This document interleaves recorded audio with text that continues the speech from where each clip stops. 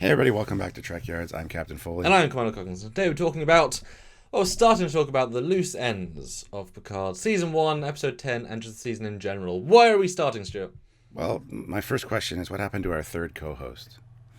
6 years of Trekyards, we've always had a third co-host. All of a sudden he's just gone. Nobody knows what happened to him. And people remember his nice beard and his tortured eyes. He's a memorable chap. But seriously, guys, we're going to be talking about Narek today and exactly what happened with him at the end of the last episode of Picard Season 1. Now, can I preface with a couple of questions? See if we're on the same page here. Would you consider Narek a main character of Season 1? Yes. Would you consider him in the top 6?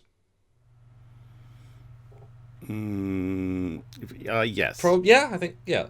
Would you consider his story one of the more important stories in terms of the amount of screen time is spent on it? Yes.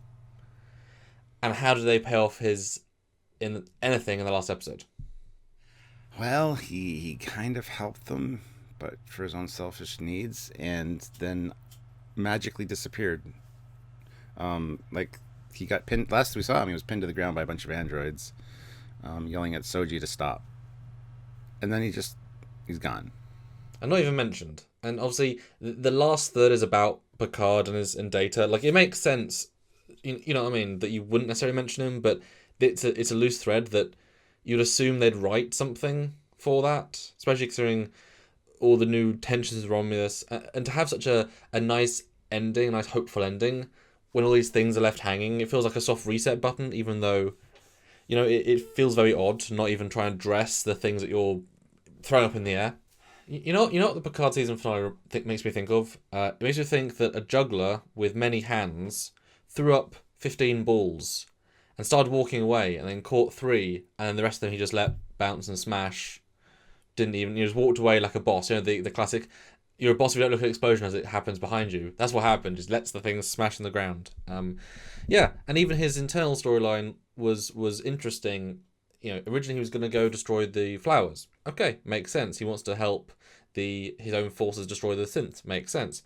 He doesn't try and steal Esserina. He tries to get them on his side and then suddenly swaps without any new information. They decide to instead destroy the beacon, not with Esserina's weapons, which are functional, not with the Borg Cube's weapons, which are functional. Not have any coordinated attack with Narissa on the Borg Cube with functional weapons, but instead to manually they could have just dropped a bomb. Why didn't they fly over the beacon and drop it? They couldn't transport, but they haven't got shields, this thing. Why don't they just drop the bomb and then it explode? Why do they have to walk in the front door, fake being prisoners, only take one of your 11 bombs and then fail to destroy it? Because we needed to leave the ship for Picard to fly. This is true. Because it makes no sense that they didn't just take off. They had fixed the ship. It's his ship. You would think that they would use it. Yeah, I totally agree. Because once you're in the air, the synths can't hurt you. Like, you're out of their... You know, they're powerful in one-to-one combat where you can't win. In a spaceship with torpedoes, you're going to win. Well, there is the argument that may be made that they could have launched a flower to take it down, but, you know. Well, yes, but then you just wait until the Romulan fleet are in orbit and they're busy. Timing's everything.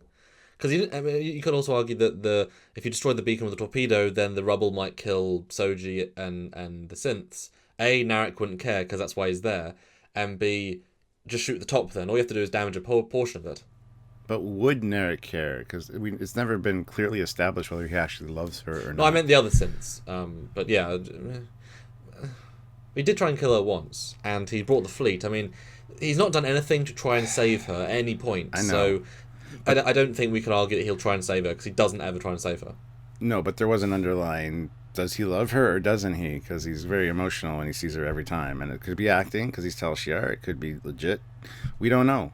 He's very upset when he tries to kill her in the room. But anyway, that's neither here nor there. He is a very important element from Season 1. And yeah, they try this attempt to destroy the beacon and basically fail. And he is, like I said, last we've seen him, he's pinned on the ground by some androids and yelling at Soji. And then everybody's happy, go lucky, the mission's over. And I'm sure he got taken into custody at some point, but I mean, Starfleet buggered off right away. Did they come back? I would maybe assume so. I mean, you'd assume that at least one ship was left behind. I mean, there's easy ways to do The whole ending, the whole episode's messy, but they all left. I guess he's gonna be in synth prison until the first envoys come along. I guess, but wouldn't he still try and kill them all? I mean, They would, but they'd put him in that little prison box thing. yeah. Because I still don't get that the Jat Vash, and we'll do another episode on this, would give up and stop, because it doesn't matter that these people might have destroyed the universe today. They're still synths, they still can cause the universe destruction. They have a beacon, they still have the knowledge of the beacon, they can make another one really easily. I mean, within half a day. So Narek would still, I would assume, at least want to, like, I would assume if they were going to do some sort of negotiated deal to let the synths live, there'd be a part of that saying we have to limit their technology down to basically nothing. Is Narek maybe even going to stay there and be like a watchful eye? You know, because everyone killed, like, people killed on both sides. It's not as if this is a, you know, like... See, in a way, I can see with the conflict with the planet, with the Romulans, like, being there, even though it's in Federation space, that they might work out a deal with Narek and be like an envoy, and then have a Federation guys there too, establishing first contact. But I really highly doubt that. So I assume that Narek would be taken to prison at some point for crimes against the Federation and Soji, and I don't know. I mean, his people buggered off and left him there, so he's kind of screwed either way. It's not like Girardi's going to prison, though, so why would he go to prison? Well, but she's a Federation citizen, and she was coerced, and no, it is apples to oranges. Don't get me started, because I think she should probably still go to prison. It's not like she got off with time served. Oh, you have mental anguish? Oh, okay, that's fine. You feel guilty. We're not going to let you go to prison. Oh, I guess you could use the Kirk defense of Star Trek 3, that she helped save the universe and therefore gets off from murdering somebody. But Kirk did get demoted. At least have a... I mean, at least she should lose her... I mean, this is a whole different live, obviously, a whole different video. But obviously she should be, you know, thrown out of Daystrom. At least lose her job completely. You know, lose her license. La la la. Anyway, Narek. Basically, they forgot about Narek. They removed him in the editing. You know, just like with other shows, pacing is very, very difficult. But if you needed more episode, we both said it should have been an hour and 20, hour and 15. Like, if you need the time, use the time. You've got the time. If you film the clips, if it's not CGI based, you've got the time to add, and we would not complain. I mean, obviously, don't do the Lord of the Rings, Return of the King 19 endings, which takes an extra 45 minutes of ending, but you can have a really long, satisfying something. You know, I mean, look at The Witcher. They're at like 58 minutes each, and you don't feel it. They're very well, like, there's a lot to them. So it just feels like an unfortunate... Anything that's in the script is not canon, so... You know, we can just keep speculating because it's not in the show. There's no mention of him, and you would at least think that the obvious place to mention him would have been Soji and Picard at the end. He's saying, "And I'm sorry that you never get to see Narek again. No, it's fine. I never really loved him. I've learned that now. Good girl. Move on." Like, that was the obvious moment to close that arc, and they didn't take it. So yeah. Well, I mean, ultimately, and people are going to comment about this, that Chabon did address it. That it was just a editing thing. They just have time to wrap up and stuff like that. So we understand that. So don't yell at us in the comments about it. We love having these discussions, as Samuel just said, because it's not in the script. Well, not on screen, even if it is in the script and was filmed and cut out. It's not canon. So speculating it's what we do. So yeah, I would assume he's going to be in prison. Now, if he's going to play a part in season 2, that's another issue. I could see them bringing him back. He's a good actor. I think a lot of people did like his character. They needed some kind of closure. I mean, it was editing. I mean, a lot of the season is broken in editing.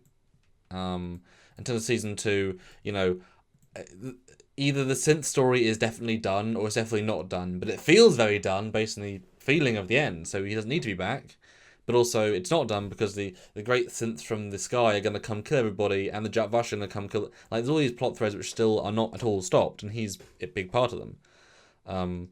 And wouldn't he want to revenge on Seven because of Narissa? I mean, you could say the boring revenge plot again. I mean, that would be, you know, once he finds out Narissa's killed by Seven, then he's going to break out of prison and go after the crew, and now he has to try and kill Soji. I'm not necessarily sure that he gives a shit about Narissa. I think that he kind of resented her in the way that she treated him.